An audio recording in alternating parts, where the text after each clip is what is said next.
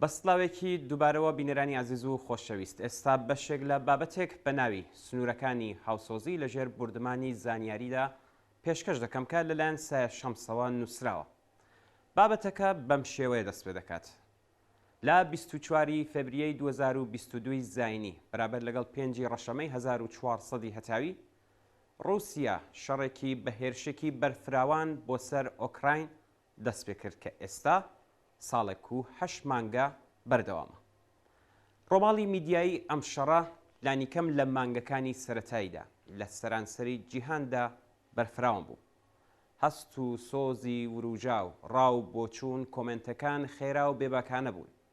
تەنها 4 ڕۆژ دوای دەستپێکردنی شەڕەکە دەیڤید سکوارلیتس بە BBC لایڤی ڕاگەیاندووە کە زۆر ناخەژێن بووە چونکە شاید حاڵی کوژرانی ڕۆژانەی ئوروپیە چاوشین و قش بڵۆندەکان بووە.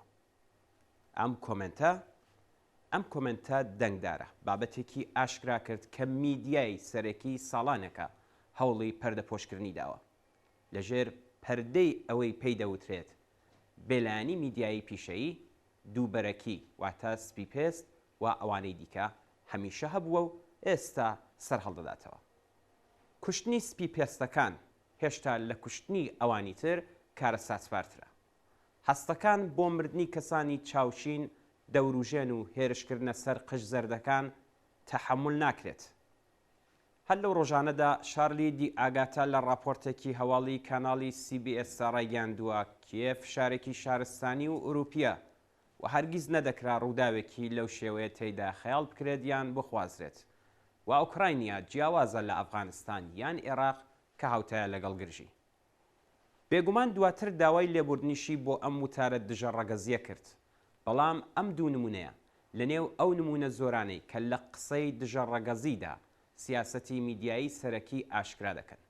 ئەو سیاسەتانەی کە لەسەر بنەمای ئاساییکردنەوەی شەڕ و کوشتار لە هەندێک ناوچەی جیهان دامەزراون، لەوانە ڕۆژهەڵاتی ناوەڕاست، ئەفریقا، باشووری ئاسیا، ئامریکای لاتین و واتایەکی تر لە هەر شوێنێکی دەرەوەی ئوروپا و ئامریکا و ئامریکای باکوور.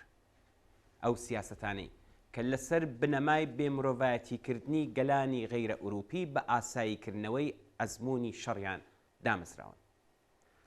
ئەم سیاسەتانە ڕۆژ بە ڕۆژ شەفافتر جێبەجێ دەکرێن. سیاسەتمەداران و میدیاکان کەمتر هەوڵی شارنەوەی ئەو جۆرە بۆچوونانە دەدەن. وا دیارە دوجار گەیشتوونەتە خاڵێک لە بواری میدیادا کە هەموو کەس دەزانێت کە پاشاڕوونە ڕوتە، بەڵام ئیتر کەس هیچ ناکات. چی لەو لێدوانەکەی یوفگاڵاند وەزیری بەرگری ئیسرائیل ڕوونترەکەوتی: من فەرمانمدا کە کەرتی غەزە بە تەواوەتی گەمارۆ بدرێت، نەکارەبا دەبێت، نەخواردن، نە ئاو، نەسوتەمەنی، هەموو شتێک داخراوە. ئێمە شەڕ لەگەڵ ئاژەڵە مرۆڤ نەماکان دەکەین و وەک ئەوان معاملە دەکەین.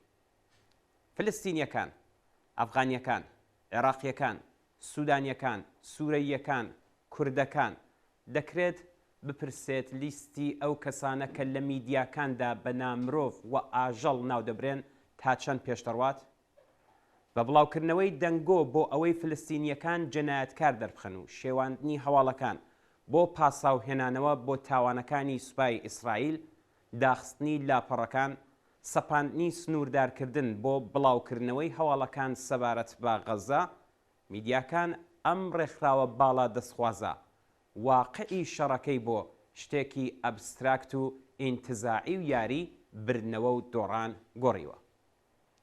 لە ئەنگلیەکان بەرامبەر بەم شەڕە بەم شێوەیە بووە. پشتیوانی کۆنەپەرستانەی فراکسیۆنێک لە بەرامبەر فراکسیۆنەکەی دیکە کە لێنێکی قوڵی لە نێوان ئەو دوو جەمسەرەدا دروست کردووە. ڕەنگە هێندێک تێبینی سەبارەت بە هەواڵی شەڕەکە ترسناکتر بن لە واقعی شەڕەکە.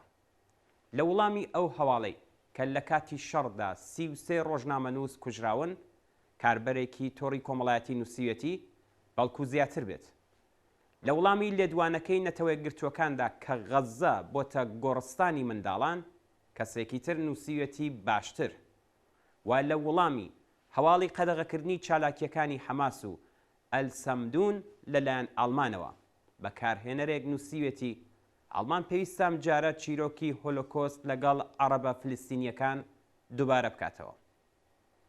مافی مرۆڤ بە پاڵنەرێک بۆ ڕێگریکردن لە هەر دووبارە بوونەوەی هۆلۆکۆست پێکهێنرا بە دروشمی هەرگیز جارێکی دیکە نا. بەو بیر و هزرەوە کە حکوومەتی یەکگرتوو چیتر نابێتە تاکە بنەمای دادپەروەری و عەداڵەت. کۆمەڵگەی نێودەوڵەتی چاودێری کردەوەی حکوومەتەکان بکات لە کاتی ژێرپێنانی مافەکانی مرۆڤ. بەڵام یادکردنەوەی جیهانی هۆلۆکۆست بەهۆی دووبەرەکیەکی سادە و مەترسیدارەوە لە قاڵب درا. دووبەرەکی قوربانی ئەهریمەن کە دەرەنجامە ترسناکەکانی ئێستا لە جاران زیاتر دەردەکەون. ئەم دووبەرەکیە مەترسیدارە چونکە تا ئەو کاتەی هەڵسەنگاندنێک بۆ قوربانی هەبێت کە بیخاتە پۆلی کامڵ و بێتاوان یان شایستەی تونند و تیژی، مافی مرۆڤ سەر بە هەموو مرۆڤایەتی نابێت، بەڵکو هی ئەو قوربانیە کامڵانە دەبێت، واتە ئەو تایبەتمەندیانیان هەبێت کە باوی دڵی زلهێزەکانی جیهانە، لەوانە تایبەتمەندی ڕەگەزی، ئایدۆلۆژی، ئاینی، ڕەگەزی، چینایەتی، زمان، کولتوری و ڕەواڵەت. تا کاتێک کە کۆمەڵێک کەس لە داوێنی مرۆڤایەتی دوور دەخرێنەوە تا گروپێک بێ مرۆڤایەتی دەکرێت، جەنۆساید دووبارە و سێبارە دەبێتەوە وەک چۆن بە درێژایی ساڵان دووبارە بووتەوە.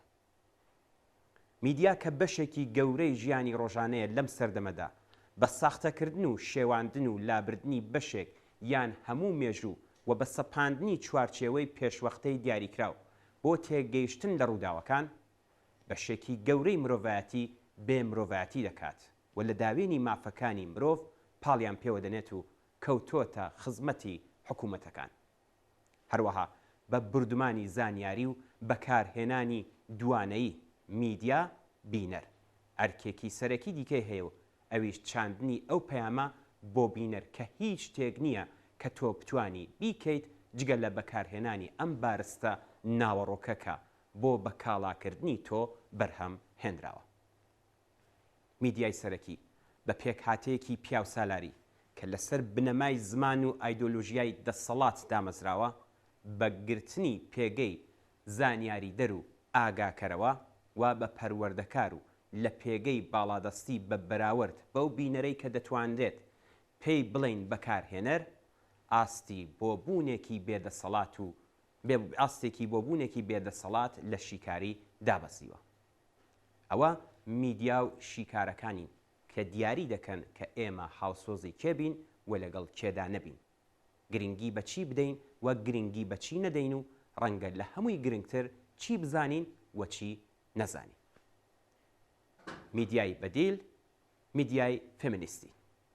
لە بەردەم پێکهاتەیەکی وادا میدیای ئالتەرناتیڤ سەرهەڵدێنێت، میدیایەک کە دژی هێژمونی حکوومەتەکان یان بازار دەوەستێت و بە سەرپێچیکردن لە بەرهەمهێنانی ناوەڕۆکێک کە زۆر دەسڕاگەیشتووتر و زۆر بەکارهێنراوە هەوڵ دەدات نەزمی هەنووکەیی لێشاوی زانیاری لە ئێستادا تێک بدات.